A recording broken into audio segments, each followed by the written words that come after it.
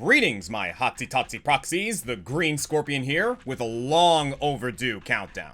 If you only know me from my YouTube videos, you probably have a good idea of what my favorite video games are. I mean, I did a whole top 50 about it, and more recently I've gotten into Monster Hunter and Hades, but those who know me personally, or at least those on my Patreon Discord, know that there's a particular game I've kept close to my fingertips for the past 2 years. We all have our guilty pleasures, and since 2024, mine has been Zenless Zone Zero. That's not an excuse for you to fall asleep on me here, but let me explain for the normies in the back. If you've never heard of ZZZ, well, your life is probably more productive for it. It's a game developed by MiHoYo, the same Chinese developer responsible for Genshin Impact and Honkai Star Rail. For years, I thought that these kinds of titles just weren't for me, but one day the planets aligned perfectly. I was feeling burned out from Fire Emblem Heroes, and just as that lens-shaped hole opened up in my heart, this game snuck in with its intriguing premise. Don't worry, I still love Lyn and I'm still excited for Fortune's Weave, but as for that premise, ZZZ takes place in the futuristic city of New Eridu in the midst of an ongoing worldwide crisis. Due to some multiversal science gone awry, rifts called hollows now periodically open up in random locations, pulling city blocks, buildings, and innocent bystanders into dangerous pocket dimensions crawling with monsters called ethereals. If that weren't bad enough, the need to combat this problem allows for totalitarianism to rule the city in the form of the Mayflower family and the corporate giant known as Tops. Normally, the authorities strictly control access to these hollows, allowing them to fight ethereals, save citizens, and harvest a valuable energy source called ether. But this leaves the common man reliant on the slow wheels of the government to help them when their loved ones are in peril. Enter our plot characters, Belle and Wise, who happen upon a way of navigating around both the administrative security and the labyrinthian hollows themselves. Through the Hollow Deep Dive system, the siblings take the role of proxies and are able to guide various agents into the other world to help the downtrodden and kick ethereal ass. These agents act as the true playable characters, belonging to one of several factions across New Eridu and working in teams of 3 for combo-happy hack-and-slash action. It's over the top in every way. The moves, the poses, the physics. Yeah, it's everything you know, love, and dread in a gacha. Say what? Yeah, I said gotcha.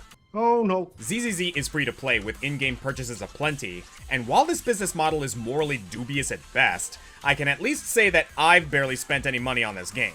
You can actually make pretty good progress without spending a dime, and I've mostly been immune to the game's attempts to upsell me on additional pulls. Mostly. I'm man enough to admit that I've shelled out once or twice. But that's just my experience. Your mileage may vary based on your self-control and susceptibility to artificial scarcity. And swimsuits. What I've saved in money, however, I've certainly spent in time, polling, preparing, and playing these plentiful polyplanar... pugilists. Play responsibly, people. With all that said, I knew a countdown wasn't far off, and I only waited this long so that Season 2 could conclude. These kinds of videos tend to get dated instantly, but at least this can serve as a benchmark for my opinions at this point in time of the game's ever-changing meta. Not that this is a tier list. Agents will be ranked in part by how good they are when I use them, but that's because they're characters that I like to play and enjoy interacting with. And naturally, I'll be considering things like design, personality, story, and cool factor. Also, just to make it clear, I'm only considering characters from the first 2 seasons. Season 3 has launched by this point, but I think I'll save my thoughts on the newcomers for another day. There is a lot more to understand about how this game works, but we'll hit that as we go. For now, just understand that this is a hack and slash, and the best way to begin is to just start hitting buttons and see what happens. So hey, I'm the Green Scorpion, and these are my top 15 favorite Zenless Zone Zero agents. Let's dive in.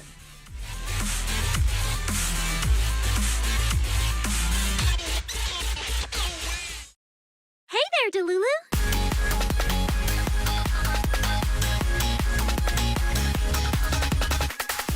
As I mentioned a second ago, the Agents of New Eridu hail from several factions, and the game's ongoing story runs us through a number of these factions as they work with or against each other for their various agendas. Government organizations, paramilitary contractors, renegade rabble-rousers, and since this is a gacha game, naturally there's a group of pop idols. The Angels of Delusion are a trio of amateur performers trying to make it big, fighting for their mission statement to encourage people to hold on to their delusions. Using the word delusion makes it sound a little sinister, but really it's just saying that you don't have to give up on your dreams, your fantasies, those silly little things that make you happy. They want to spread this escapist joy through their music, and, naturally, this led them to fight monsters in an alternate dimension. You know, the natural progression of things. Leading this group in vocals and in battle is Arya, the member with the least screws loose.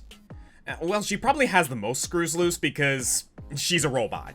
An intelligent construct to be precise, but nonetheless the voice of reason between her bandmates Suna and Nongong, who tend to butt heads more often than not. Arya's there to remind them how much they love each other, and honestly, it's all really wholesome. Scenes with them oscillate between Looney Tunes shenanigans and moments of familial warmth. Now, there is no shortage of robo-pop idols in this genre. It usually carries the allegory of an idol industry that mass-produces its starlets only to dispose of them a couple years later, but Arya's tale goes in a different direction. She wasn't built to be a pop idol. She was built by the former civilization as military-grade artillery. Yeah, how's that for a career change? The whole Ghost in the Machine storyline is still there, with Arya struggling to define her personhood in contrast to what she was designed for. She was intended to blow people up, but what she really wants is to lift people up. And yeah, she still fights, but not only did she redesign herself into a cuter pink model, she eschews ranged weapons in favor of her blades and butt in stark defiance of her makers. She'll still bust out her old combat bow in her ultimate, but it's more Sailor Moon-like. And I really like the hologram angle of her design. She projects this cute Vocaloid persona over her already cute physical form, but more creatively, she can also project it next to her to make it look like she's in two places at once. That little detail doesn't come up often, but I just think it's neat. Now, there are a number of intelligent constructs in this story exploring similar themes of why I was made, but I'd argue that Arya does the best job of it. Qingyi is a similar case that isn't quite as fleshed out, and Banyue's tale unfortunately got a bit overshadowed by the Yunque Summit arc. Arya's story also ties into that of the proxies in a cute way, with the wishing sprite that helped give her hope way back when actually being Bellin Wise's AI navigator fairy. And I especially love her quips and inflections. The way she says, "Huh?"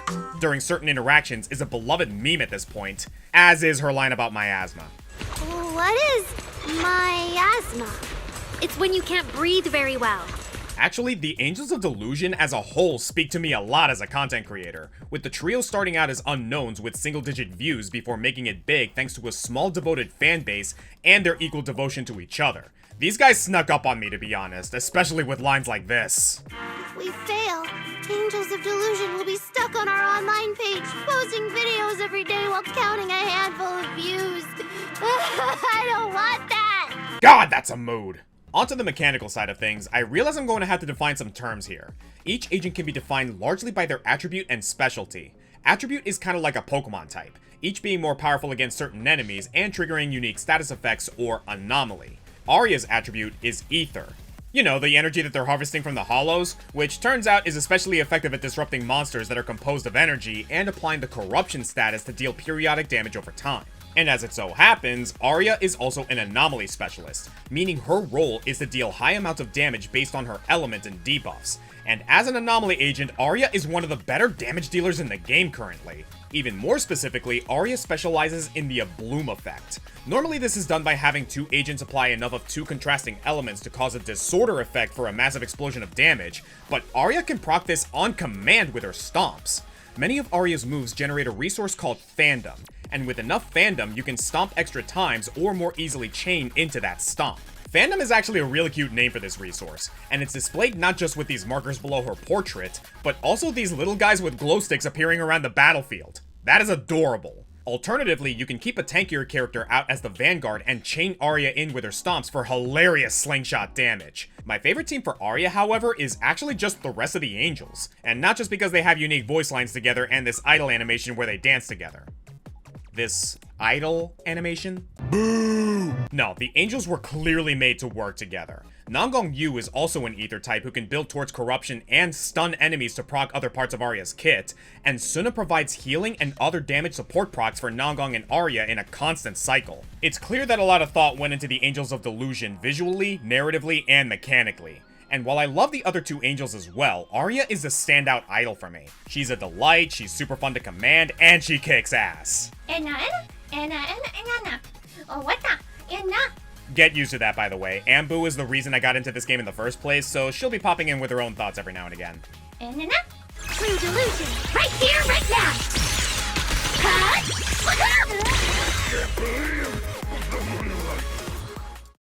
Asset confirmed. Preparing to move out.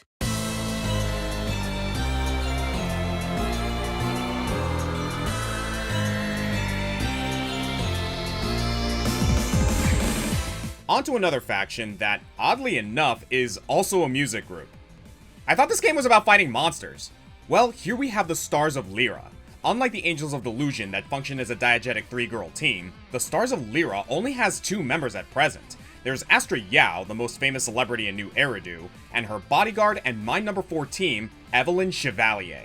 The finer details of Evelyn's past are still unknown, but we know this. She entered Astra's employ as an undercover spy for Tops, meant to keep an eye on New Eridu's biggest star lest she do anything inconvenient for the fat cats in charge of the city, and whatever Evelyn did before this, it was clearly steeped in blood. Now, the Stars of Lyra storyline was clearly meant as a bridge arc between bigger events, so it doesn't need to get too deep. With Astra getting the bulk of the backstory, Evelyn is mostly meant to evoke a sense of mystery and farm aura. She's far from static, though. In her brief screen time, Evelyn gets moments with Astra that show their mutual respect, leading to Evelyn cutting ties with Tops and doubling down as Astra's confidant and friend. And maybe more? Yeah, a large portion of the community ships these two, and frankly, so do I. One interesting detail is that Evelyn might not even be her real name. Her trailer emphasizes that she's utilized many names during her job as an infiltrator. Honestly, I think she might not even remember what her original name is. It's never really confirmed, it's just a cool yet sad little theory I have. On a happier note, she likes moths, and they probably like her too because she's a fire agent. And a fire agent. She's also an attack-based agent, meaning that she focuses on big damage. I know I just said anomaly agents like Arya are the big hitters, but this is a more direct, high damage numbers form of offense. Anomaly leaning more on elements and disorder conditions. Think of it like the physical special split in Pokemon or the Commando and Ravager paradigms in Final Fantasy XIII. That actually might be more accurate. With her porcelain daggers and garrote wires, Evelyn zips around with one of the coolest fighting styles just to watch, specializing in area of effect and triggering those big damage numbers when she snaps her fingers. The mechanic here is actually pretty simple. Doing basic attacks builds up burning embers, which can be used to ignite the garrote and set up her wide-range offensive. Her basic attack chain ends with her yo-yoing herself into her target. The last hit does the most damage, but it's also when she's most vulnerable, so luckily you can cancel out of it, mixing in some split-second decisions into your basic spamming. Her basic also tethers her to the target, allowing her to use her special and swing around the enemy, drawing in and damaging any buddies they have around them. And then there's her chain attack. Chain attacks are a big part of the game, letting you quickly switch between your agents with all of them utilizing unique attacks or buffs in the process. Normally you'd have to stun an enemy to do this, but Evelyn can just initiate a chain during her big wire setup.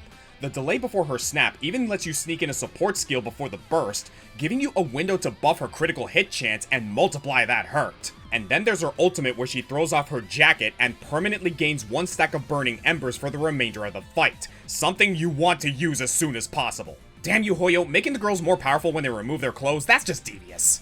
Evelyn works really great on a team with Astra for her support skills, but she can also benefit from anyone with multi-hit triggers or damage buffs. She's a pretty easy character to slot into a team, but still has a respectably high skill ceiling for those willing to master attack rhythm and meter management. Plus, I never get tired of seeing these awesome animations. She's just a cool character with a cool design and cool moves, and she's just super cool.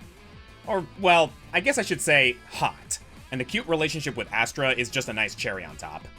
Nothing slips through my...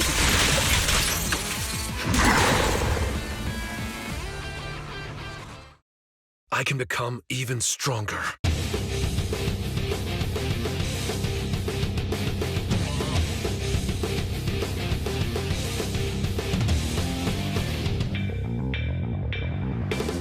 Let's turn up the heat even higher with Koma no Manato, the muscle of Spook Shack.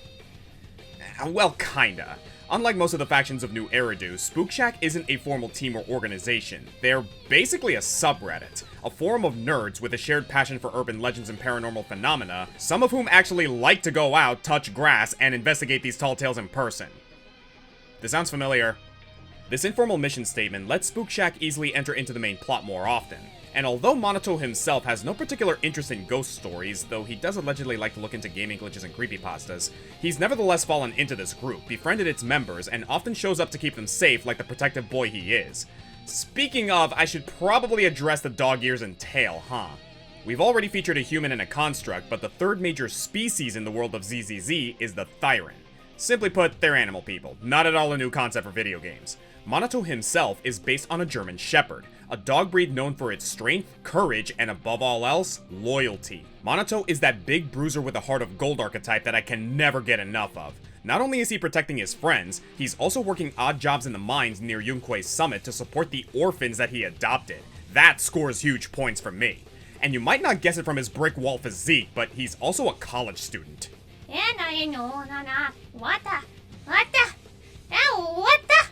Impending bachelors aside, he's basically sole bad guy from Guilty Gear, right down to his playstyle. He's a real berserker. Or to use the in-game description, a rupture agent, the big damage dealer class. Yeah, just wanted to make sure you were paying attention. While attack focuses on straightforward damage numbers, and anomaly is more about elemental weaknesses and debuffs, sometimes an enemy has too much armor or no particular weaknesses. That's where rupture comes in, allowing you to spend your own health points as a resource to deal heavy true damage that ignores defense. Truth be told though, it's probably the most rigid role in the game, being very situational and harder to build a team around, but Minato makes it work for me. Minato builds blazing heat through his basic attacks, allowing him to spend percentages of his HP to smash enemies right through their shields and armor. Moves that lower your own HP are usually pretty scary in games like this, so you're probably thinking that he wants to team up with a healer, but not only does Minato have ways to heal himself, he can easily muscle his way through enemy attacks. These guys cannot phase him. My favorite is his assist follow-up. You can switch him in to soak up an otherwise deadly hit, and then you can mash the button to deliver up to 7 bonks with full iframes that gives me serious Nero vibes. And by holding down his special, he can just say, "No, I'm too angry to die," and just keep on fighting through lethal damage. This never say die playstyle carries right into the story. There's a segment during Season 2 involving drowned ideals, where a certain area of the Hollow can manifest the suppressed desires and ambitions of an individual.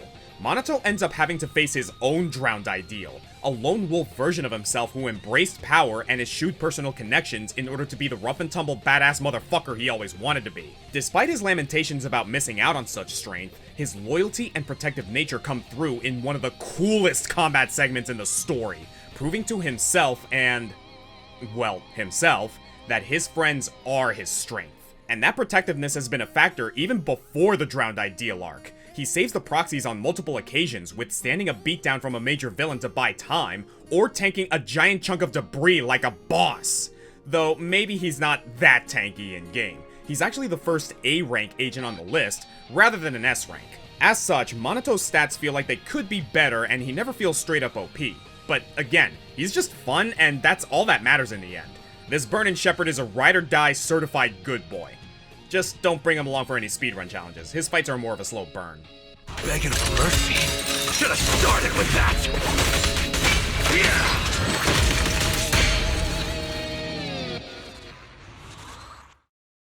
Want to see the red scarf?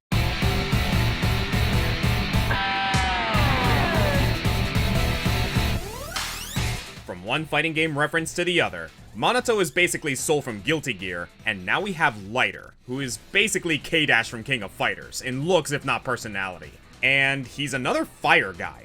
You might think at this point that fire is my favorite element, but Lighter is actually the last fire agent on the list, so let's go out with a blaze of glory. Lighter is the red-scarfed rascal of the Sons of Caledon, a motorcycle gang from the Outer Ring outside of New Eridu, and this is probably my favorite faction in the game. On paper, they work as couriers, facilitating trade among the Outer Ring and New Eridu's inner city, but off-record, they also work to keep the peace and maintain the Outer Ring's culture of freedom, pushing back against New Eridu's expansionist imperialist control. Before joining the gang, Lighter ran with another group of friends until a hollow raid went south and he was left as the only survivor.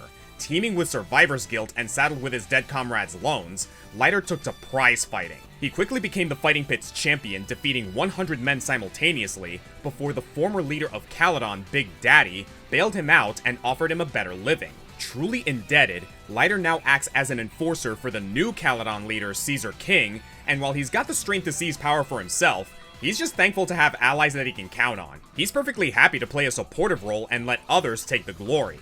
So yeah, I love this guy. He's got a ton of trauma, but we can tell when we first meet him that he's already well down the path of healing.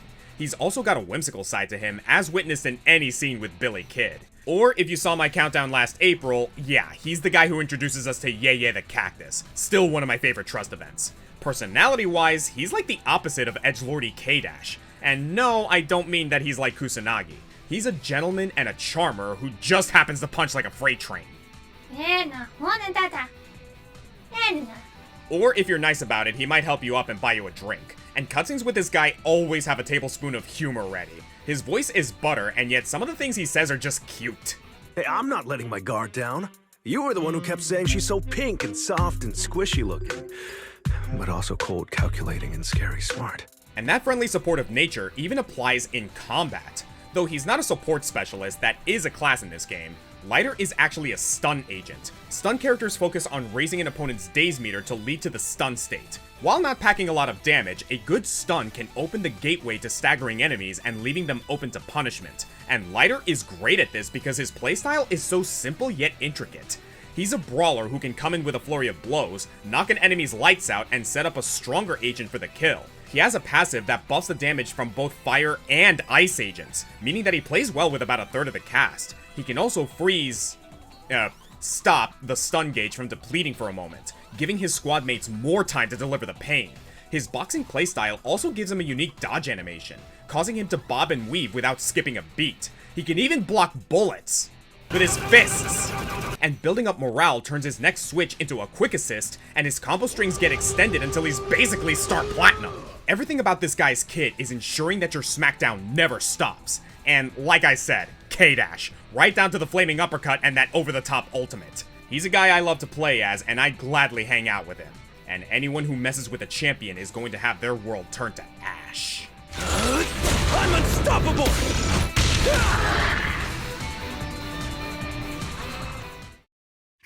Don't frighten me like that!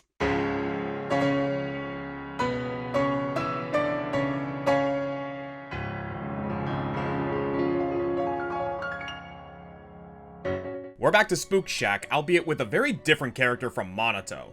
This is Alice Timefield, heir to the Timefield family.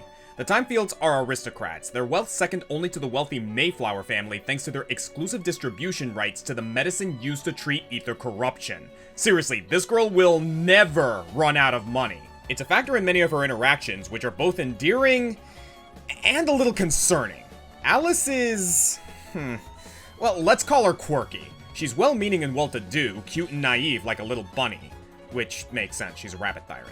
She throws money at all of her problems, is easily frightened, and the only reason she's here in the first place is because of corporate bullshit and a prank gone too far, so now it's up to Yuzuha, Monato, and the proxies to get sweet innocent Alice out of a sticky situation. I will admit though, that sticky situation leads to a rather well-executed story. The Spook Shack arc stems from Alice's father, who was a major spearhead for ether corruption research, but he tragically loses his life in exchange for freeing Yuzuha from a life of immoral human experimentation. Despite Yuzuha feeling guilty for being the reason Alice lost her father, Alice never holds it against her, and their whole rapport becomes very touching, giving me a bit of Princess and the Pauper vibes. It adds a nice bit of wholesome drama to balance out Yuzuha's playful teasing and Alice's constant retail therapy. And yeah, Alice is extremely obsessive-compulsive, wanting her ribbons, her ears, to literally everything in existence to be completely symmetrical. Truth be told, she can be a lot, and it's the kind of stuff that can easily annoy me. I was prepared to dismiss her as some sort of Citrine, Bernadetta tropey character hybrid, but after a few story beats and interactions, Alice eventually won me over. There's quite a bit more to her than her helpless exterior suggests. I mean, for one, she's not helpless. Her family set her up with some top-of-the-line fencing lessons. She has an unwavering desire to help people, as highlighted in the Fantasy Resort event, where she and Yuzuha are tasked with fixing up a beach venue together. She has a seriously skewed conception of monetary value, and while she can get away with that, she's equally willing to invest effort in the things that she cares about, and quickly learns that it yields more meaningful results. And yes, she's easily spooked. But frankly, I think she likes getting scared. Thus her rolling in with the Spook Shack form in the first place. You can even interpret that she exposes herself to these frightful experiences in an effort to train her sense of courage. And when the chips are down, her sword is drawn and she's ready to go. It's just the symmetry thing that's a bit forced in some scenes, though it did lead to one of my favorite moments in the game. Say it out loud! Give me your raw, true emotions! I hate side-swept things! I hate flounders! I want to trim every asymmetrical thing in the world to be perfectly symmetrical! And you, Lucy! Yes, sometimes you're kinda cool, but that asymmetrical side ponytail of yours drives me crazy! Damn, girl. Now about those sword skills. Alice has one of the cleanest fighting styles in the game. It's fun to watch and fun to control. She's a physical anomaly agent specializing in massive bursts of damage, this is starting to sound familiar, using the assault status. Like Arya, her anomaly specialty makes her one of the most damaging agents in the game, especially since she can proc disorder effects on her own, giving you much more freedom in how you build a team around her. She was obviously designed to work well with Yuzuha, whose support skills buff anomaly agents. Add in another supporter like Nicole, a stunner like Nangong, or another anomaly agent like Vivian or Jane, and you're on easy street. As a fencer, she can easily slip in and out of enemy attack ranges, and that move where she steps forward to plant her sword only to draw a new one is aura farming central. I also like that her unique resource is called Etiquette, and when she starts busting out her big AoE, the star-shaped slashes are, of course, symmetrical. Fine, Zenless, you win. Alice is cute. I like her relationship with Yuzuha, even if it gets messy, and at this point, I'm endeared to her more often than I'm cringing. I just had to get to know her. Funny you mention her eyes, since she has heterochromia. Jeez, even her own reflection scares her. It's time to settle this!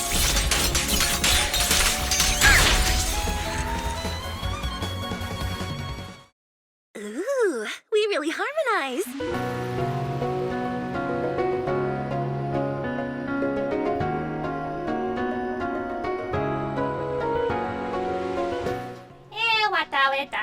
Yup, Astra Yao, the most famous celebrity in all of New Eridu, the other star of Lyra with her bodyguard Evelyn, and though not the best gacha game character, she's certainly emblematic of the genre. Now, I feel like I should mention something here.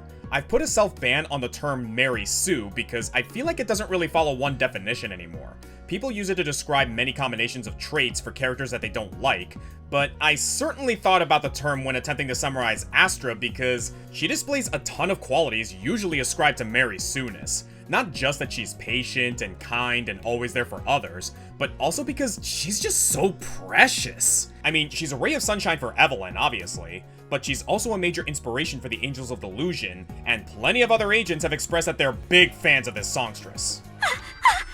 Astra Yao? You mean the Astra Yao who's perfectly symmetrical from head to toe except for her leg and armbands? Thank you, Alice. I think if you were to poll every character on their favorite agent outside of their own factions, Astra would definitely be a frontrunner. Her life's goal is bringing joy to others with her sublime voice, infectious charisma, and boundless optimism. She's beautiful, friendly, happy-go-lucky, and she's just so freaking nice! In a game full of tragic backstories in the corporate post-apocalypse, she's a shining star to a lot of characters who need a reason to smile. Astra does have her own sad origin, though. I mean, that's just Zenless for you. As a girl, she was in a near-death-by-hollow experience and was saved thanks to the sacrifice of an XIII rescue squad. As she and the last soldier waited for rescue, the soldiers sang to young Astra in a desperate attempt to keep her calm, and that experience imprinted into Astra's worldview, that there is nothing more noble that she can do with the second chance than to be a melodic light to the lost and scared of the world. Astra's is a story of a woman who struggled to make something of herself in New Eridu, especially with the PTSD involved in her rescue. She built herself up as a singer from literally nothing, her first album having received minimal success. Even so, she carried on, never gave up, and became a radiant example of what can be accomplished through hard work and determination. And as saccharine as this is, it's harder to hate than it is to love. Again, the Stars of Lyra storyline was meant to be a shorter bridge segment, so they don't really waste too much time developing Astra as a character or her relationship with Evelyn. All we know is that Eve lived a dark and hopeless life that Astra was able to turn around simply by smiling and being nice. A little flat, certainly, but man, I want to believe that's all it takes sometimes. And fittingly, Astra is a support agent. Maybe the most support agent in a way rather unique to her. She has barely any combat capabilities on her own, and if this wasn't a team game, she'd easily be one of the weakest in the roster. But her real strength is her ability to elevate others. Her most notable ability is her idyllic cadenza stance, a state of being both on and off the field. She slaps down her microphone and starts singing, during which she's completely invulnerable but also becomes unavailable for you to switch to without performing a manual tag. Really, it will take her out of your assist rotation, so basically you're playing with 2 out of 3 agents now. But as long as she's performing, her etheric vocals provide a straight buff to DPS and critical hit rate, capping out at plus 75% under the perfect conditions. That alone is worth the trade-off. But on top of that, her dulcet tones allow the team to intermittently switch in with quick assists. It's a little technical to describe, but basically, when Astra finishes a lyric, which she does at short and regular intervals, you get a window where you'll be rewarded for switching between your two remaining heroes. So despite the seeming rigidity, Astra acts as a fulcrum that provides a ton of flexibility in combat and freedom in your team build, because there are very few teams that she can't easily slot into.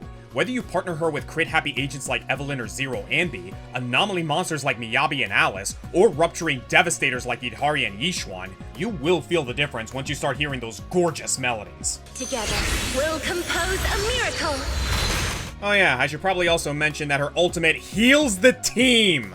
She was the first real healer ever released for the game, and it was, and still is, kind of a big deal. Honestly, I liken Astra to Yuumi from League of Legends or Lucio from Overwatch. Characters who are doomed if they're the last one standing, but uniquely suited for propping up other heavy hitters.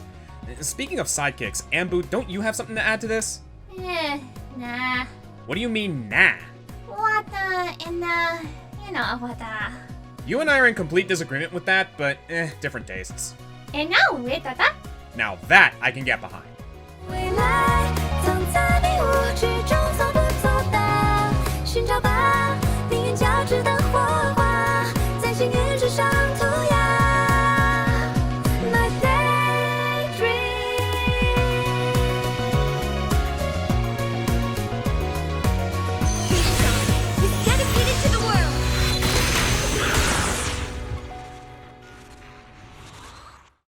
Wanna be my research subject?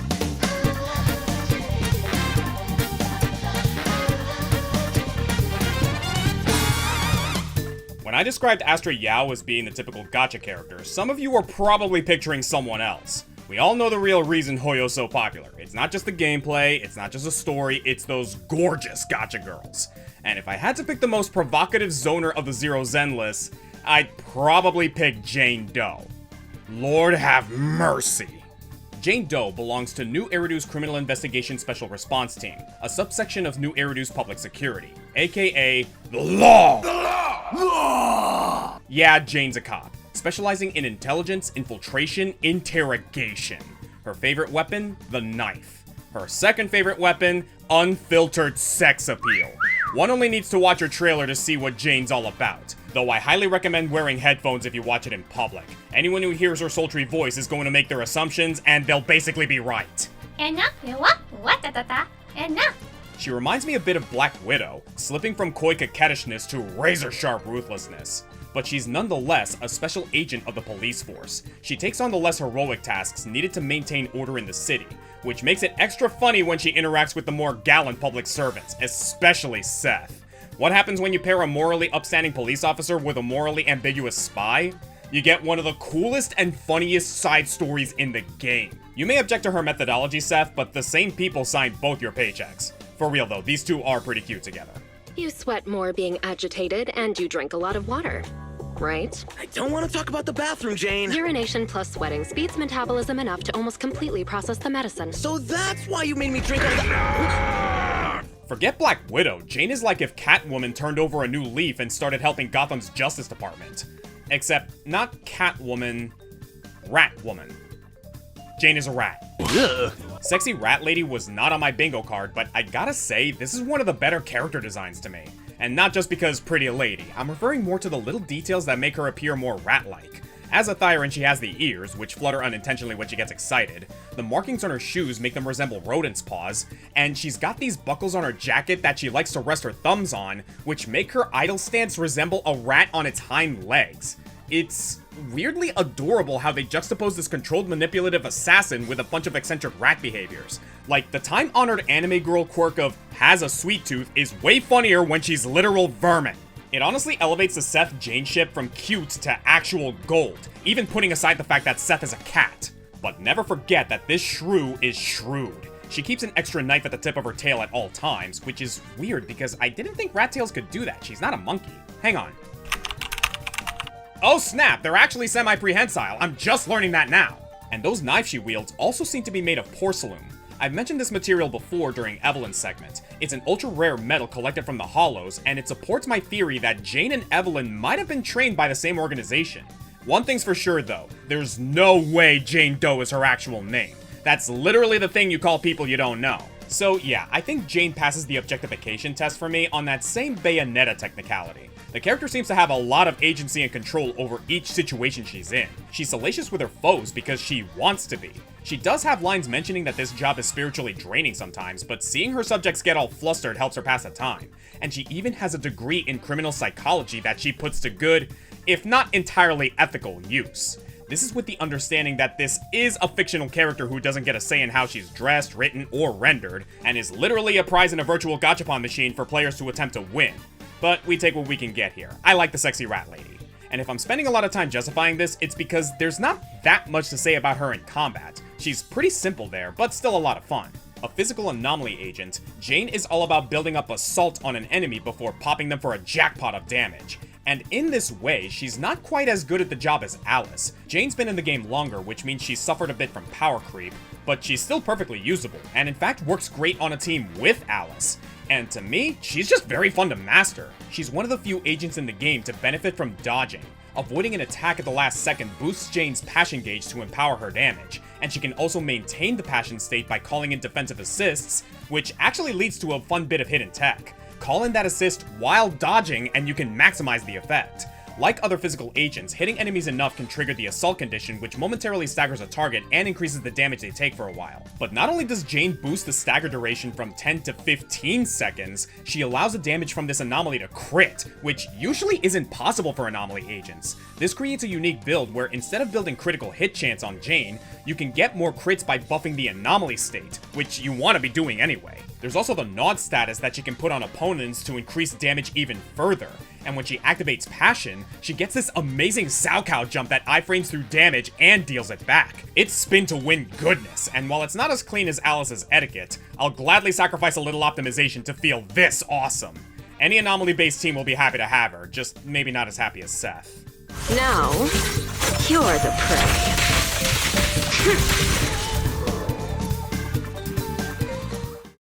I'm here. Need a hand?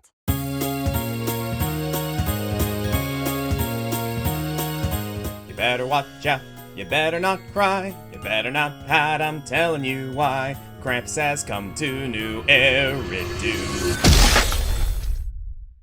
That is the Krampus Compliance Authority. One of the funnier factions in my opinion because they're essentially the Better Business Bureau for tops. You know, the evil corporate collective. But why is it called Krampus?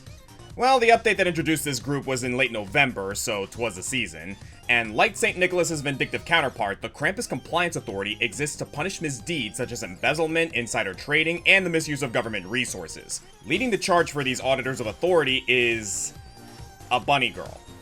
Didn't we already have one of those? Well, you know what they say about rabbits. We are good at multiplying. Zhao is much more lapine than Alice, however, sporting not just the ears, but a stature that could be easily mistaken for a Build-A-Bear. And honestly, I cannot believe I like this character this much. But as it stands, there's much more to her than meets the ear. First of all, she's one of the most cartoonish characters in the game, and cutscenes will play with this from time to time. Even her sprinting animation in-game goes full Bugs Bunny and it cracks me up every time, and you can even damage enemies with her falling animation. But on the other hand, Zhao is actually one of the most serious and pragmatic characters in the game.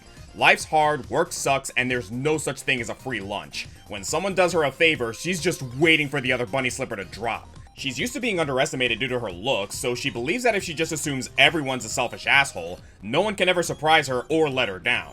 It's an effective outlook for an auditor, but her blunt caution puts a damper on any relationships. That's where Ye Shunguang comes in. Zhao and Shunguang were basically designed from the onset to complement each other, mechanically and narratively.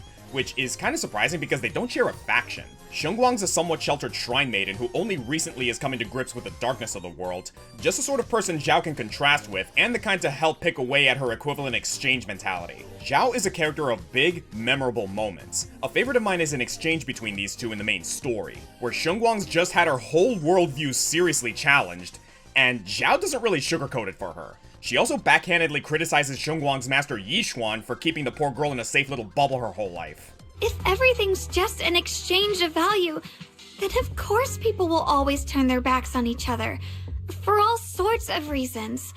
and the world will always be full of conflict and ugliness. But then, if that's the case, what kind of hellish world are we even living in? This world is hell. If you can't see it that way, maybe it's because someone built a lovely, comfy glass dome for you to live under. Gonna need a sensu for that one. Another moment that made me love this bunny was the climax of her arc, where the team heads to confront the leader of the Exaltists, Sarah, and gets ambushed by Top's agents. Embracing her newfound love for her friends, she does the classic "I'll hold them off" trope, and it's way more badass than it should be. And although Xiao doesn't make a full 180 in her core beliefs, we can now see this push and pull in her events after the main arc. The balance between her old withholding habits and her lesson to invest in the people you care about, because not all things valuable are lucrative. I could go on, but in essence she's a really dynamic character whose frigid disposition comes from a hidden need for validation. She's got more layers than a Cadbury egg. You have this bouncy, adorable exterior giving way to an unforgiving severity, which itself hides a vulnerable interior that is as soft as the outer layer suggests. But she's harder than she looks. In fact, she's a tank. We have two firsts for the list here. Xiao is a defense agent, the last role we had left to cover. Naturally, that makes her pretty sturdy, though as I'll get to in a moment, it's actually her supportive abilities that make her shine. She's also got the Ice attribute, which can briefly paralyze opponents and inflict shatter for a nice chunk of damage. And even though this is the first time we're seeing Ice, it's probably my favorite element in the game. Xiao fights with a broken greatsword, which gets its blade filled in with ice whenever Xiao builds up enough stacks of frostbite. With a full frostbite meter, Xiao activates her Ether Veil, giving an attack buff to her entire team for up to 50 seconds, and if you activate it again, it will add time to the counter. So yeah, she can tank hits pretty well, but more importantly, she makes damage dealers hit harder. And if you haven't noticed, big damage is usually the goal here. If you want to do extra damage with Xiao herself, there's some neat tech that you can do with her final verdict attack. This is a big charge swing, which kind of reminds me of Violet's down special from Ultimate. Not only is there a way to port dash up to an opponent right before it releases, you can start the charge and assist switch to another agent. Like with Astra's singing, Xiao will stay on the field charging, but become completely invulnerable until her attack resolves. You just have to watch out because it makes her unavailable for perfect assists in the meantime, so it requires a little extra awareness. So not only can Ether Veil give a massive 1000 attack buff to your damage dealers, but while they deal that damage, you can set Xiao to charge for 5 seconds and unleash frozen hell. Now that looks good on an audit. And I gotta mention her music video, which has no business being this catchy. Technically it's safer for work than Jane Doe's trailer, but I'm still keeping my headphones in. My coworkers cannot know how many times I've listened to this.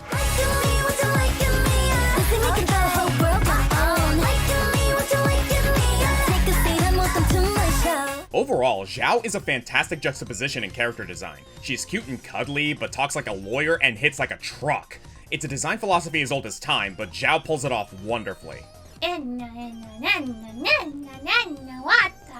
Are you saying that the ethereals have pointy teeth, or Xiao does? My turn now? I'm gonna do my best!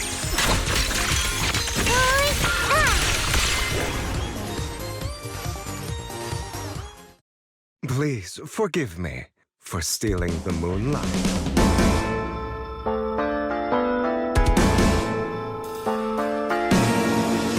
While Krampus takes a more preventative approach towards corporate monopoly, there are those with a much more direct way of sticking it to the corpos. Take for example, Mockingbird, the Phantom Thief syndicate dedicated to stealing from the rich and delivering vigilante justice to the corrupt. And leading that group is the histrionic pretty boy, Hugo Vlad, a man who's known life on both sides of the economic dividing line and decided that the whole thing is bullshit. I love this guy.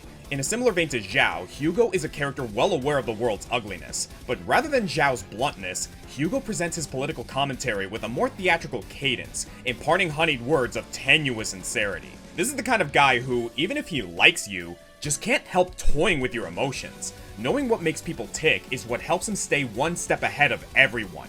He can be something of an emotional vampire, and also maybe a real vampire? I mean, he certainly looks the part, like he just stepped out of a Black Butler knockoff. And his last name is Vlad for Pete's sake. I don't think he's a literal Nosferatu, but oddly enough, neither he nor his partner Vivian have a listed species on the wiki. Maybe he's a Bat-Thyran, that would be pretty funny. But either way, he certainly carries that iconography. He's a former member of the Ravenlock family, which owned a lot of Gothic-style manners. He's got the fangs, the hypoglycemia, and a rivalry with a certain werewolf in the cast. Von Lycon's especially worth mentioning because the two have a lot of history. Lycon being a former member of Mockingbird who left when he felt Hugo had gone off the deep end. There's a lot of bad blood between them, pardon the phrase, but also a lot of lingering respect, which creates some juicy drama that I would nominate for the best writing in the game. I would never betray my companion. I don't wish to repeat myself, but you should not break our oath. That's the path I've chosen, and I'm going to stick to it. But you know that path will lead you the wrong way. Who are you to lecture me about right and wrong? I believe any path that makes you feel pain must be the wrong one. Your disgusting sympathies make me sick, Lycon. Whoa, mama! Get a room, you two! In fact, Hugo himself might be, in my opinion at least, the single best written character in the game. His backstory is tragic and compelling, but unlike most other characters where we generally resolve their issues after a few story beats, Hugo has a whole saga practically to himself as a key player in the ongoing struggle between New Eridu City Council and Tops. Hugo's character revolves around conquering his inner self, taking charge of his own destiny. The dude would be right at home in Persona 4. We see him gradually grow and change, a major step in that playing out as a boss fight against the vamp himself. And Hugo's just a joy to watch. Seeing the story unfold and figuring out how he manages to stay ahead of everyone, incorporating clever ploys of espionage and trickery, not to mention great strength once he gets serious. And Master Vlad's narrative strives are balanced by his toolkit in battle, which is honestly kind of just okay. Thus the number 7 spot. I can't possibly justify putting him in. Is that a scythe? Did that suitcase just unfold into a full-size scythe? Alright, Hugo, let's hear you out. Hugo is an ice attack agent and is kind of in a weird spot in ZZZ's meta. He's got to compete with other high-profile ice agents like Ellen, Yidhari, Promia, and especially Miyabi. Not that you can't have multiple ice characters on a team, in fact it's optimal in some cases, but Hugo's game plan is based around his unique gimmick more so than the ice synergy. Counterpoint, the gimmick is really awesome. Hugo's claim to fame is Total Ice, a mechanic exclusive to him. Well, you know, before Pyroas. He gets a damage multiplier against stunned opponents, and with his EX special or ultimate, he can end an opponent's stun early to deal a massive burst of damage, which is multiplied further depending on how full the stun gauge was. And it can be a lot of damage, seriously. It's not hard to get a times 25 multiplier on that hit. It caps out at an impressive times 34, and if you invest enough into his critical hit rate, you're in the money. And once he gets damage from Total Eyes, Hugo will even refund some of the daze meter to his targets, putting them up to 25% toward their next stun so you can do it again. There are characters who could do equally ludicrous damage with less steps, but man does it feel good when the stars align, or build a team that aligns those stars more often. Predictably, this guy works great with anyone who specializes in stun, and fittingly, one of the best options for this is his old buddy Lycon, who, incidentally, is also an ice agent. Seriously, I love this game's commitment to making agents synergize with their dramatic foils. It's like a soap opera for kicking ass. Funnily enough, Hugo's other best teammate is Lighter for his ability to freeze a stun gauge, and the community has been having a wonderful time with Team Husbando over here. Yeah, this character is way too much fun to hold back just for getting power crept. You need to invest a lot into this guy to make him suitable for the game's tougher challenges, but at the very least, he'll keep you entertained while you do it. Prostrate yourself before the abyss.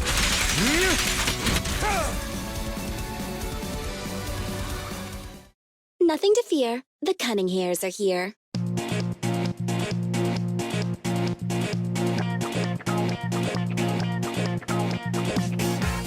Oh boy, this woman. From a certain point of view, Nicole Demora is the closest thing this game has to a main character. From another, she's more like a starter Pokemon. Remember, the central figures of this game are the proxies, Bell and Wise, who are contracting these agents and sending them into the Hollows, and when the story begins, the first agents you work with are the Cunning Hares, led by this pink-haired diva.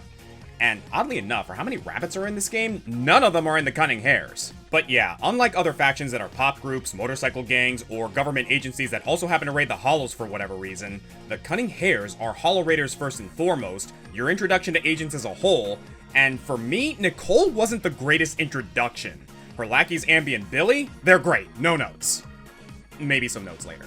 but Nicole and I had our ups and downs from the start. Her trailer set a certain expectation in my mind with her materialistic bubblegum pop aesthetic. She's a greedy girl who loves Denny's. Denny's being the currency in New Eridu. I'm not talking about a Graham Slamwich here.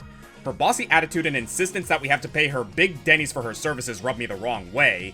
Ironic because these three are actually the free heroes you get when you start an account.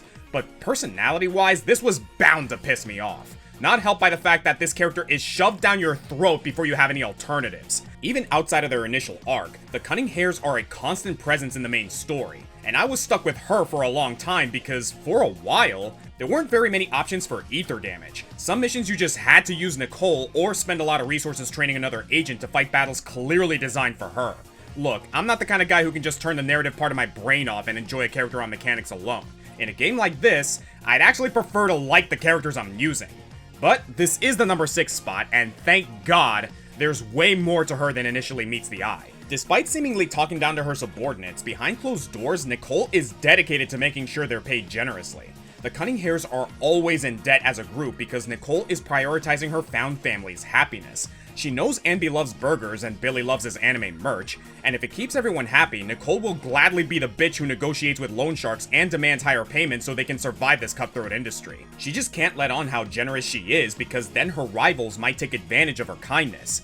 Even her more exaggerated moments of money obsession comes from a childhood memory of showing a sick fellow orphan the sun by reflecting it off an array of coins. To her, money can buy happiness, especially for the people that she cares about. She actually has a heart of gold. I guess I shouldn't be surprised. Gachas have gotten really good at using plot and backstory to justify characters' skimpy outfits, so why can't they do the same with their seemingly negative personality quirks? And frankly, I'm kind of glad I was forced to interact with her for so long, bringing her on missions that clearly suited her, doing her trust events for the rewards, and having her pop in during major story events until eventually I fell hopelessly in love.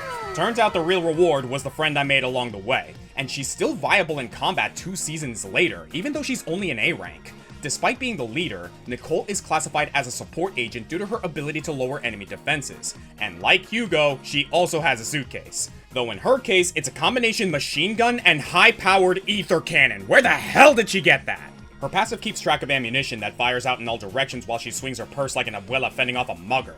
You do need to land melee attacks to restock them, but since she's not your main attacker, you shouldn't have too much trouble keeping the chamber loaded. The bullets are enough to chip away at defenses on their own, but the real main attraction of her skill set is that ether cannon. She fires out these little singularities that remain on the field for a while, dealing constant ether damage and pulling in smaller enemies. And in addition to the target's defense cut, allies with the same attribute or faction as Nicole do bonus damage to these targets after they've been shot. So when you're starting out, she already has synergy with her fellow hares. And when you finally do pull those ether S ranks like Zhu Yuen, Vivian, and of course Arya, she'll work great with them too. It's not common for me to like the damage dealer less than the support that helps them deal that damage, but Nicole, like her weapon, is a very special case. And not only is she still viable, I'm still finding little nuances in her kit, like how spinning the stick during her cannon volleys puts her into different poses that even add invincibility frames. That is awesome.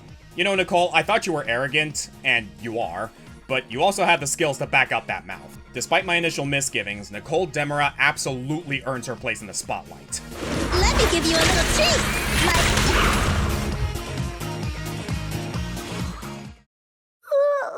So sleepy.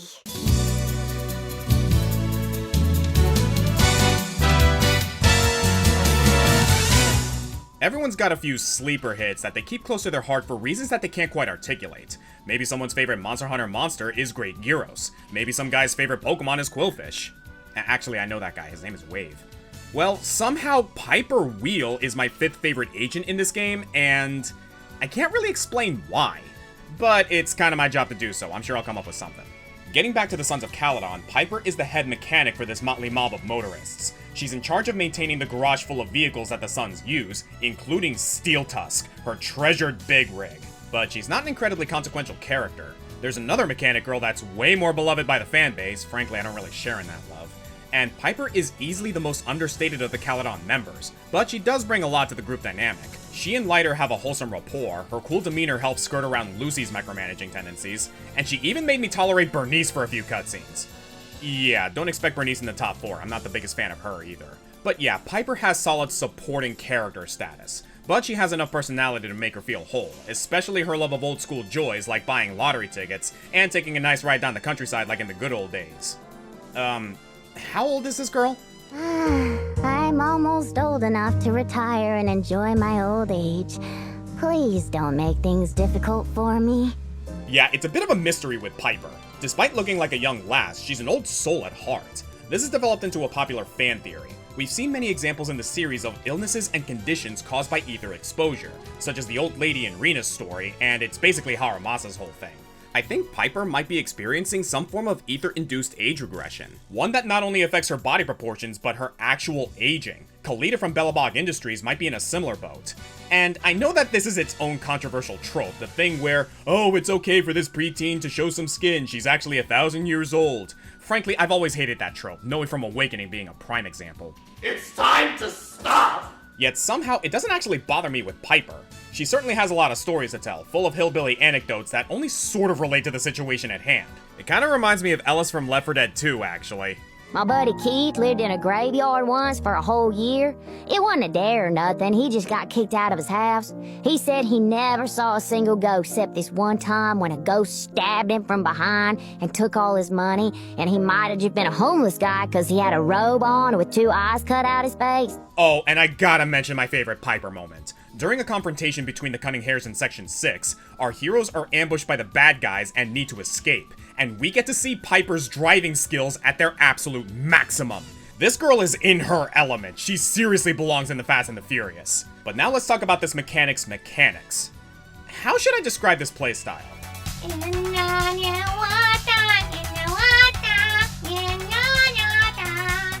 Well, she doesn't actually hit them with a truck, though that would be a great ultimate if she ever got an S rank. But yes, Piper is spin to win. She's another physical anomaly agent like Jane and Alice. As an A-rank agent, she isn't as meta-compliant as those newer characters, but using her is just so satisfying. It's something about the weight of her animations. She's got this big axe with an engine block on it. Is the engine block doing anything? Not really, it just looks cool. Similar to Persea Competir from Tales of Symphonia or the female Breakers from Unicorn Overlord, she's strong enough to hoist this big weapon and light enough that it'll hoist her right back.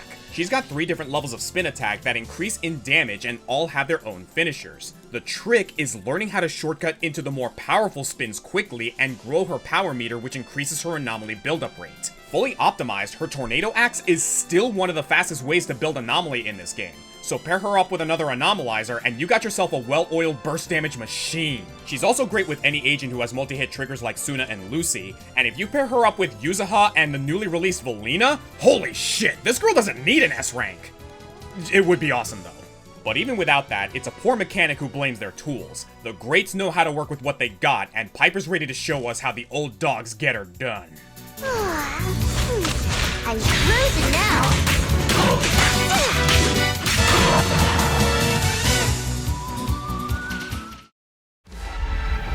Eradicate all evil.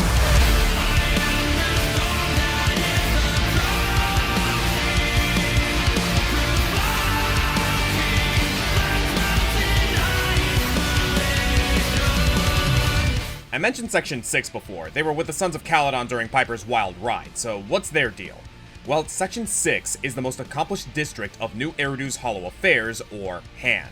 When I say the proxies have to hide from the law to do their missions, well, these are the kinds of people that don't, the government-sanctioned holodivers. Section 6 is a bit of a wild card, though, as it's run by a Fox Thyran who's one of the most powerful warriors in universe, the Special Agent Hoshimi Miyabi. If Nicole was the main playable character representing the start of the game, Miyabi sets a new standard come the Season 1 finale. From her introduction, she's touted as a huge deal in terms of the narrative, and her arc sits at the center of the finale for the first year of the game's lifespan. Hoyo really wants you to like this character, and judging by the community response, most people do. Her initial teaser trailer is a great start towards understanding this lady. We see her called in on a particularly large holo crisis going south. An off-putting consultant from TOPS is demanding Hand retreat to blow up the holo and the monster growing within it at the cost of over 200 lives to prevent any further spread of damage. Miyabi... well, she doesn't like that idea. With confidence in her abilities and a refusal to let innocents die, she jumps in the way of danger to face the Grand Ethereal herself, completely disregarding orders from TOPS. To be clear though, she's not disobeying her commanding officer, who, as it so happens, respects her enough to stay quiet on the matter. She's just not about to let some damage control accountant tell her how to handle a fight. And this risk? It pays off.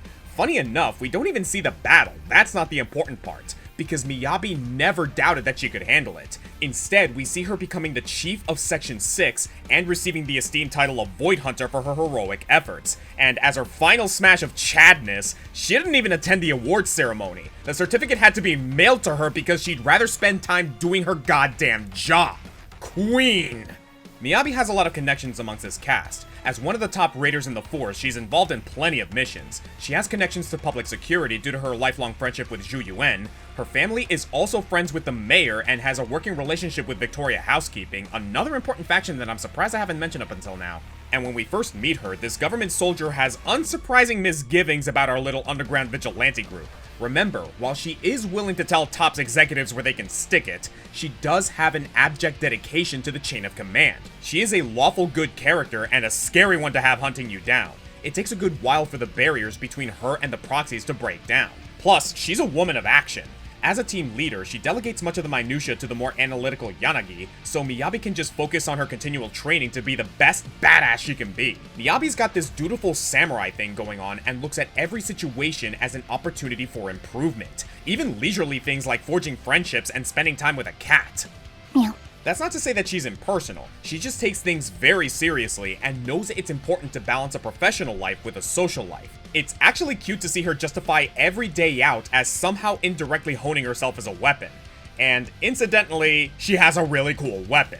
Talus, a cursed sword that's been in her family for generations, takes up a lot of her character arc as she attempts to harness its power for good without becoming corrupted. We even get some ludonarrative harmony with a battle scenario inside Miyabi's own mind. And this might be a funny thing to say, but I'm glad we have a popular female character in this gacha that isn't treated like a sex object. I mean, jiggle physics and boob windows are the norm here, and I don't have a problem with that, I'm no prude. But it's important to have variety in your representation, so having this modest but equally competent woman grow into one of the fan favorites of this game gives me hope. This community's gonna be alright. Maybe. And of course, another aspect of her popularity is that as an agent, Miyabi's really freaking good. She shook up the meta when she was introduced, and a full season later, she's still a force to be reckoned with. Miyabi is a Frost Anomaly agent, not Ice, Frost. They gave her a unique attribute, something they've only done with up to 3 agents total so far. 4. So what does Frost do?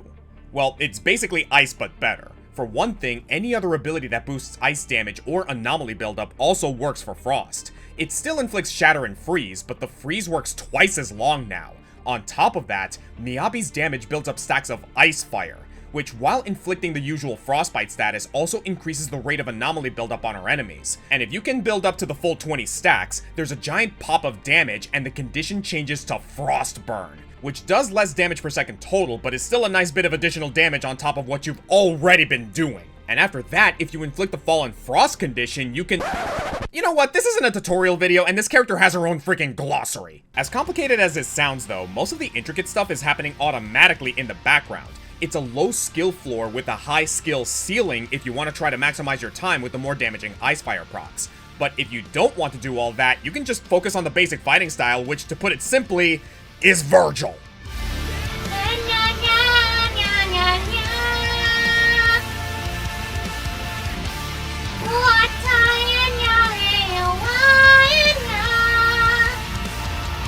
Yeah, it's all here. Rapid Slash, Dimension Slash, and of course, Judgment Cut. And as much love as there is for this girl in the fandom, there's also plenty of memes of her just being a Virgil ripoff. I recall a similar thing happening with some of the attack animations in Genshin Impact, but there it was treated more like a controversy. Here in ZZZ, I think everyone loves it. I mean, who doesn't like playing as Virgil? Her Death by 1,000 Cuts also fits a variety of team comps. Put her in a group with high crit boosting, other anomaly builders for those ridiculous disorder numbers, or pair her with supports and stunners to create more openings. Hell, a lot of the times she can tackle missions solo. It got so bad that the devs had to design certain bosses to specifically counter Miyabi so she wasn't in every team. most notably the Miasma Priest. And now it's an arms race between the devs and the Miyabi players who say, screw you, I'll still kill it with ice. Even her dash has a unique mechanic, so you can just be extra while you close a distance. The devs love this girl. Honestly, if I were attempting to be objective, Miyabi would probably be my number one. She gets a lot of backstory and has stayed pretty involved in the continuing plot, and you just can't argue with these numbers. It's not brain dead though. It's an amazing toolset if you can master it, and a slightly less amazing toolset if you don't. And it's just fun. I wouldn't blame anyone for calling her the best agent in the game, which means that these last three agents are ones that I personally feel more connected to. But Miyabi's not just S tier, she's ZZZ tier. I swear on my blade.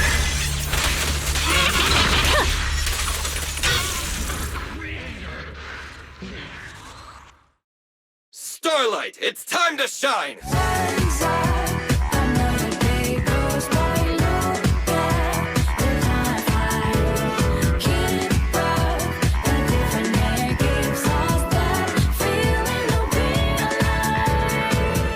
Billy the Kid was a 19th century American outlaw whose quick trigger finger gained him notoriety during the Lincoln County War in Mexico, where he killed at least 4, but as many as 9 people over business disputes. Billy Kid is a humanoid construct living in post-Hollow disaster New Eridu, where he joined the Cunning Hares and has more confirmed kills than Melanoma. And he's an absolute dork.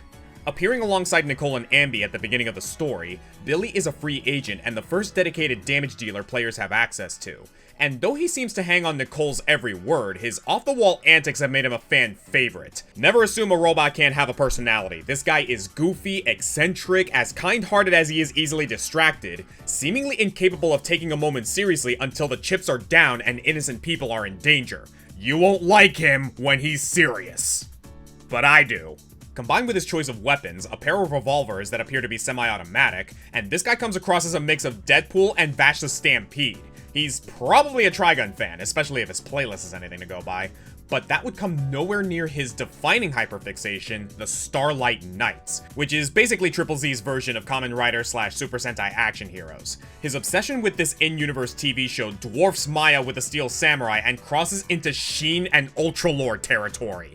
He fucking loves it! And while he really does care about the weak and the downtrodden, at times you'll wonder if he's working this job simply to afford more merch. As I've mentioned before, Nicole's combined dismay and acceptance of her quirky underlings is part of what makes her so endearing, and that relationship goes both ways. But it's far from Billy's only defining relationship.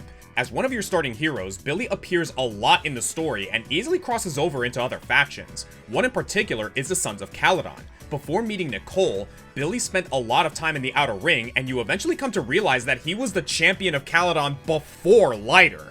These two have one of my favorite relationships in the game.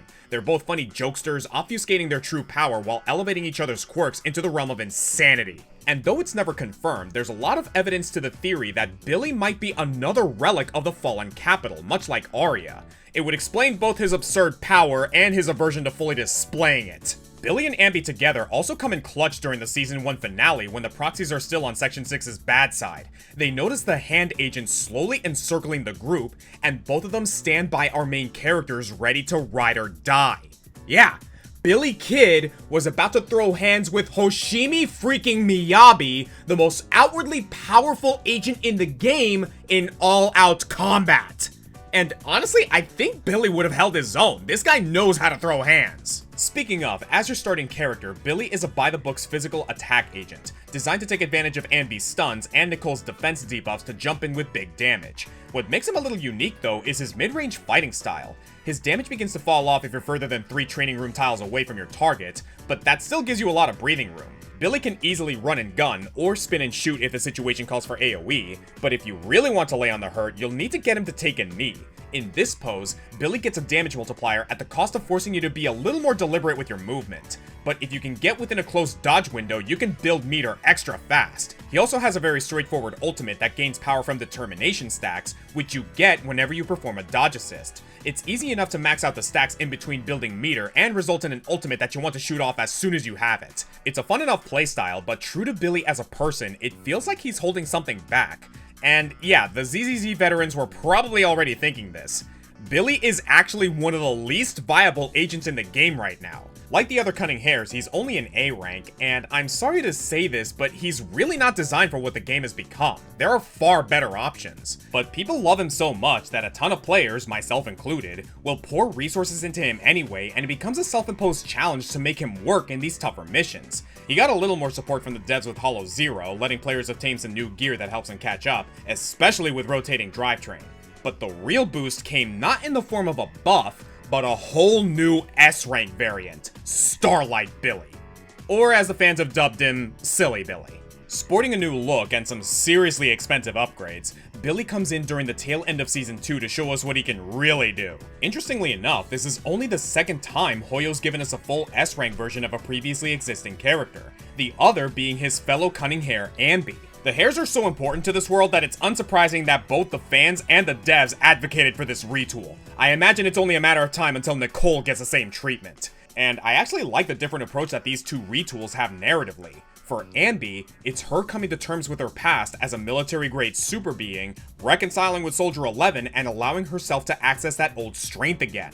With Billy, I interpret it as him coming to terms with his tumultuous past, but closing the book on that chapter, claiming that he'll be even less of his old self, and opt into full anime lunacy. Seriously, just watch him during his latest music video. This guy is having the time of his fucking life. Starlight Billy has the kid fully embody the Power Ranger he wants to be, taking on a more melee approach with ridiculous poses and frequent use of a motorcycle. If we ever get that S-rank Piper, I really hope they let her bring in the truck. Instead of just an attacker, Silly Billy is a rupture agent like Monato, spending his own HP for attacks that cut right through defenses. This does drastically change the kinds of teams Billy can be on, but this is the kind of moveset that's worth building a team around. He's got even more ways to self-heal than Monato, making him less dependent on support healers. His overdrives and Akira bike slides also provide a lot of iframes so that you aren't too afraid to launch him into the fray. And if you use an assist with the right timing, you can switch into another agent while he's still peeling out for insane AoE, allowing for some truly crazy moments of burst damage. The ultimate underdog of the meta can finally hang with the big boys, and if his conversation with Lighter is anything to go by, Billy might still be holding back some of his power. We have not seen maximum effort yet. Billy Kid lives up to the tall tale of his namesake and then some, with a mysterious yet detailed history attached to a truly adorkable character. Whether he's raiding hollows, protecting the outer ring, or being a true superhero, you do not mess with Billy Kid. The Starlight purges all evil!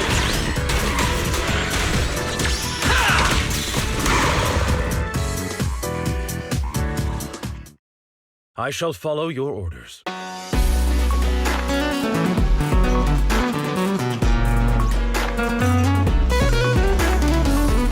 There are two wolves within me. One is a protector, one is a butler, and both are Von Lycon.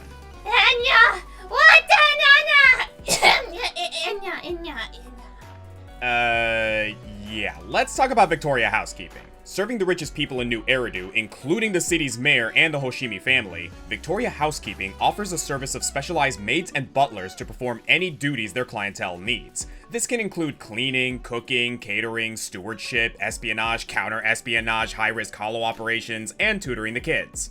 You know, whatever you need. As co-manager alongside head maiden Alexandrina, head butler Von Lycon is tasked with ensuring that these jobs are performed with speed, grace, and discretion. Also, he's a wolf Thyran. And not a Thyran in the way Monato or Alice are with simple ears and a few animal jokes. This is closer to Zhao. Lycon is more wolf than man.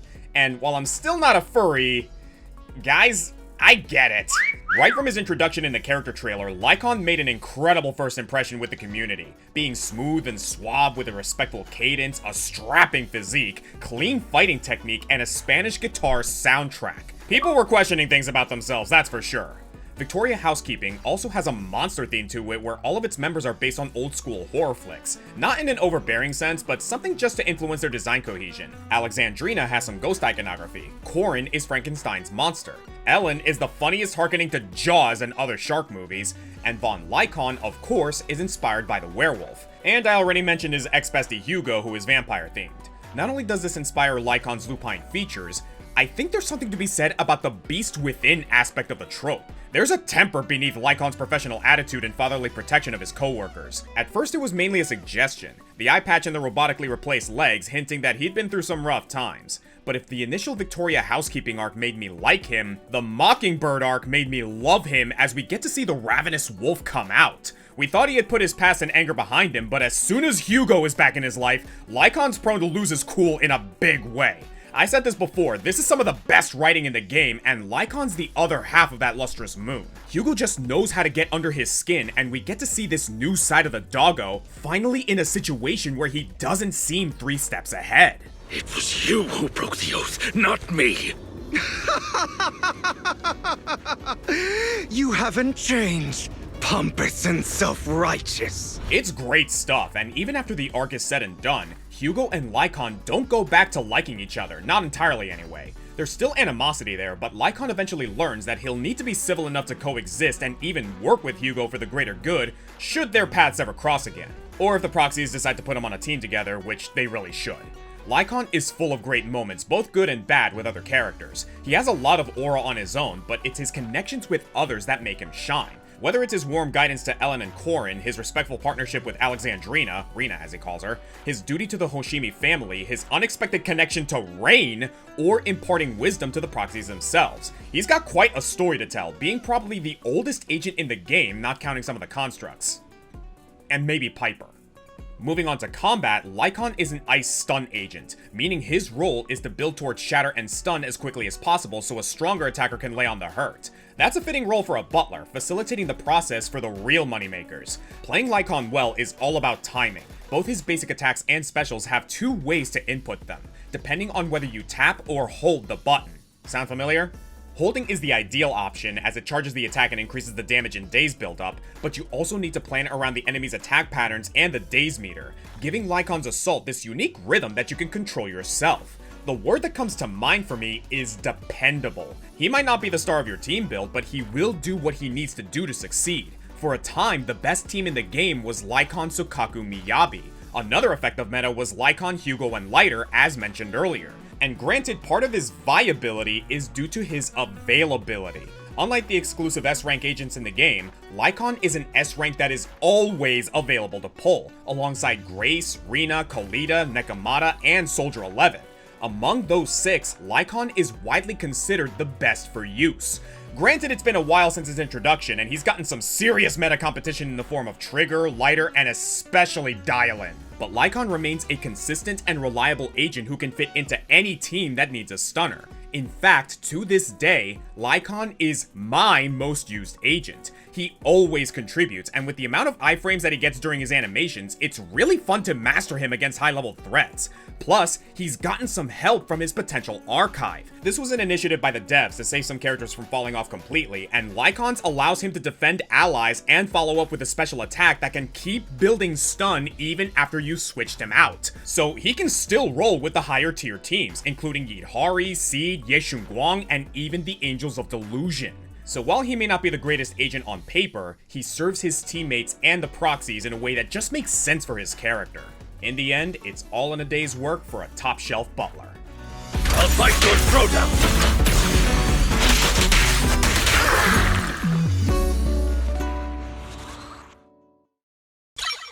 Like I said during Arya's segment, the Angels of Delusion really won me over, and Suna is the other standout member for me. She's cute, funny, and a wonderful support agent on the field.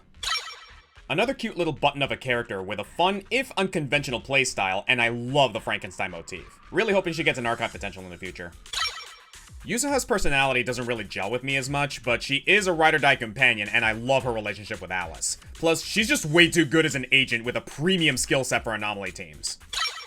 I'm gonna say it, I actually love this character's design, and I think her story was one of the better segments of Season 2. Plus, she's my go-to for rupture damage alongside Silly Billy. Zhu Yuen is one of the only agents in the game that has it all together in her life, and it's honestly refreshing to see. She's also got a cool playstyle that I really want to get better with. Lucy is a Spitfire, and I love the dynamic she brings to the Sons of Caledon, being a nice example of the runaway rich girl. Also, in gameplay, she's basically Astra Yao on a budget. One of the 2 agents that I actually like from Oval Squad, the other being Soldier 11. She also has one of the cooler agent stories, and her Aftershock skill set seriously pays the bills. Speaking of cool, Chingy makes my brain go brrr with her zippy combat style, and she was my hero for some of the tougher missions in the game. She's also a comedic treat during the game's more casual moments. Can you say best stun agent in the game? Like Nicole, Dylan had to grow on me over time, and I eventually warmed up to her once I realized that this woman is a goddamn mood. And here we have the face of ZZZ, and it is well deserved. She's cool, compelling, funny, dependable, and I love her relationship with her fellow hares. She easily would have made the top 20. But for now, let's move on to the agent that won it all.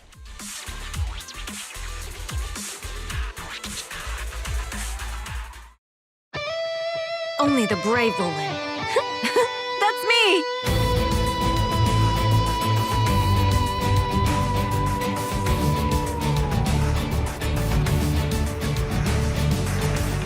Victoria Housekeeping has a fun little theme with its movie monster motif, but when it comes to a faction theme as a whole, I have to give it to the Sons of Caledon, which is more or less my favorite faction in the game and actually mixes its biker gang aesthetic with a slight allusion to Greek mythology.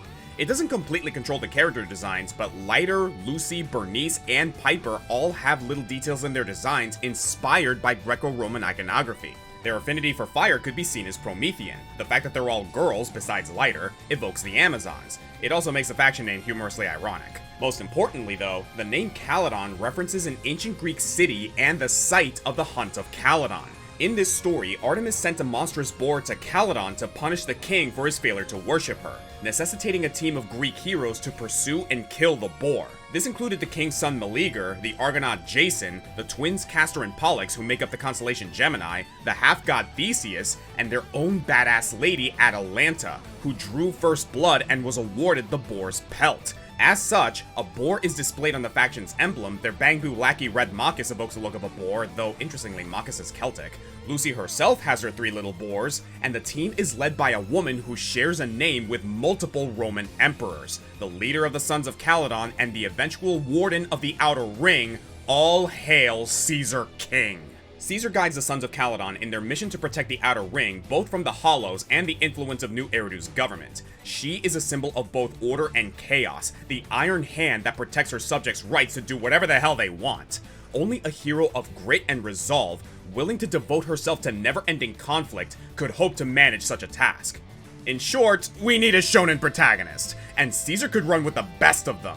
The girl loves a good fight, and like the boar on her emblem, she tends to run straight into a battle without thinking too much, but her eagerness to scrap hides what is actually a gifted strategic mind and a none too shabby amount of self-awareness. She has her quirks and obsessions as well, like Naruto with his ramen, or Deku with his notebook, or Goku with his rash decisions to jeopardize the cosmos. Caesar keeps a number of hobbies close to her heart that are actually very endearing.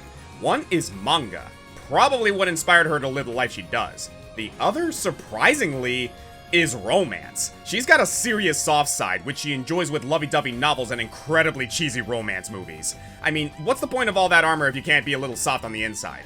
And like any shonen hero, her friends are her power. Every anime does this, but only the best understand why friendship is power, and Caesar knows that her fellow Roadhogs can cover her when she comes up short. There's a limit to her patience for strategy and delegation, so that's why she has Lucy. She knows she can't fight all of these enemies alone, so she depends on Lighter to watch her back. You are nothing without a vehicle in the Badlands, and while she's a better driver than a mechanic, Piper and Bernice are always a call away. And a role like this often involves some less than savory dealings, so that's why she hired Pulchra.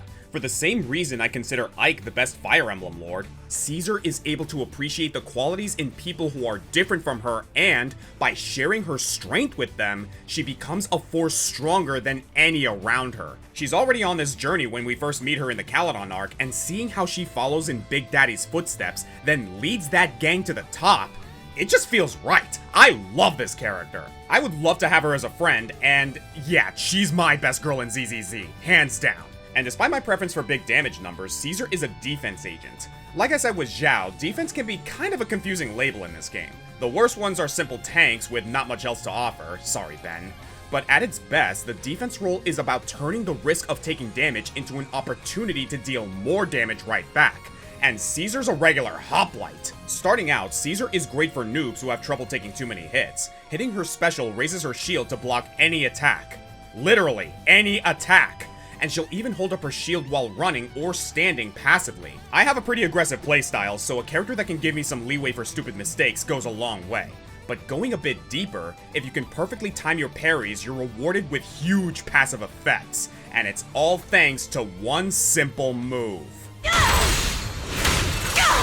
That goddamn shield bash! Using her EX special increases the effectiveness of her parry, and she follows up with a concussive slam that triggers Radiant Aegis Shield. A redundant name, Aegis literally means shield, but it's also something I could imagine Caesar saying. For the next 60 seconds, this Radiance will hang over Caesar or any character you switch to, granting increased anti-interruption and a staggering plus 1000 attack to anyone, all while nullifying the next instance of damage they would take. Taking a hit does pop the shield and the attack buff with it, so there's still an incentive to dodging, but it's a nice safety net to have. You can also refresh that 60-second timer anytime you use that shield bash, which only costs a measly 20 energy if you do it as a retaliation. Whether you want a constant party buff or a ticket to face check an otherwise deadly blow like a boss, it's a tanking strategy that will actually speed up your damage output, not just turtle you up. Using Caesar's shield also emits a debuff to enemies, increasing their damage vulnerability by 25%, so we're encroaching on Nicole's territory a bit here. And if your opponent is too afraid to attack, and they should be, Caesar's got a little trick called Dead End.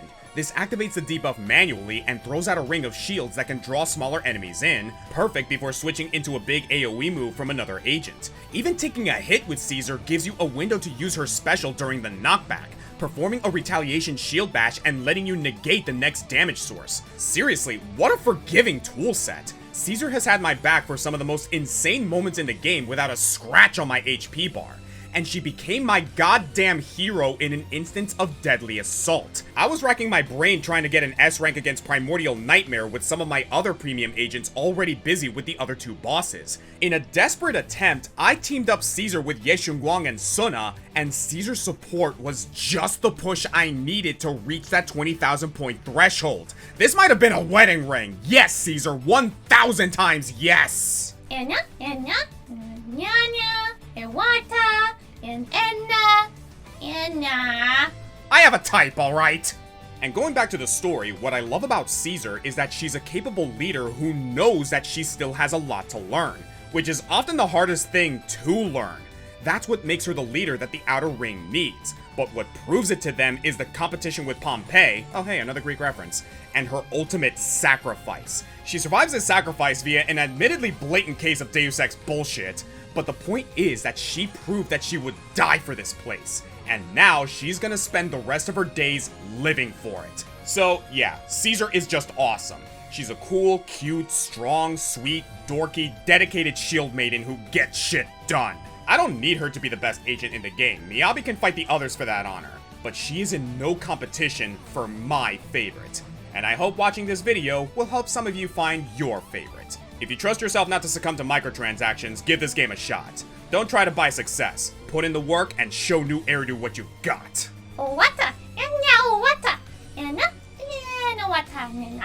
You're one to talk about being a scrub. Remember the time I had to help you with Arpeggio Fault? Sweetheart, you were using B rank discs for your upgrades.